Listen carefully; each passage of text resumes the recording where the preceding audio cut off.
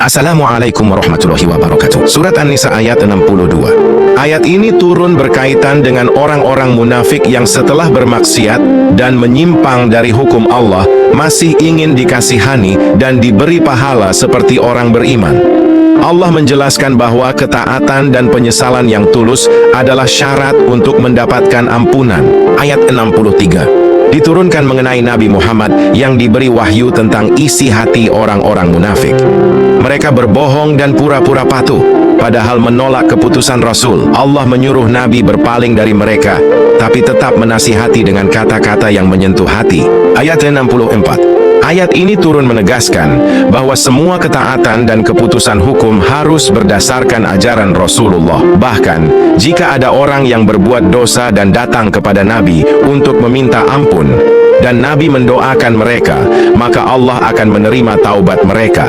Ayat 65. Menurut Ibnu Abbas, ayat ini turun tentang seorang sahabat yang berselisih soal tanah dengan seorang munafik. Ketika Nabi memutuskan hukum, si munafik tidak terima dan malah mendatangi hakim Yahudi. Maka turunlah ayat ini yang menegaskan iman sejati hanya ada bila seseorang menerima keputusan Rasul tanpa ragu. Ayat 66. Ayat ini sebagai sindiran dan ujian atas keteguhan iman. Allah menyebutkan bahwa jika saja dia memerintahkan sesuatu yang sangat berat, seperti berperang atau membunuh diri sendiri, maka hanya sedikit yang akan taat. Ini menunjukkan betapa beratnya ketaatan sejati. Ayat 67. Lanjutan dari ayat sebelumnya, Allah menegaskan bahwa ketaatan sepenuhnya kepada perintahnya adalah jalan menuju ampunan dan rahmat, serta balasan besar dan mulia. Ayat 68. Bahwa jika orang-orang itu benar-benar taat dan patuh, maka mereka akan mendapat petunjuk yang jelas dan lurus, bukan kesesatan seperti yang dialami kaum terdahulu. Ayat 69. Ayat ini memberikan kabar gembira bagi orang-orang beriman yang taat kepada Allah dan Rasul-Nya.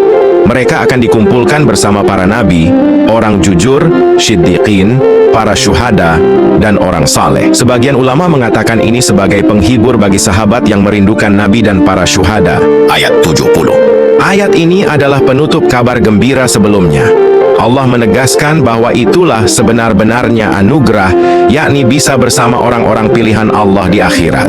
Berikut bacaan surat An-Nisa ayat 62-70. Bismillahirrahmanirrahim. فكيف إذا أشوبتهم مصيبة بما قدمت أيديهم ثم جاءوك يحلفون بالله إن أردنا إلا إحسانا وتوفيقا أولئك الذين يعلم الله ما في قلوبهم فأعرض عنهم وإذهم وقل لهم في أنفسهم قولا بليغا وما أرسلنا من رسول إلا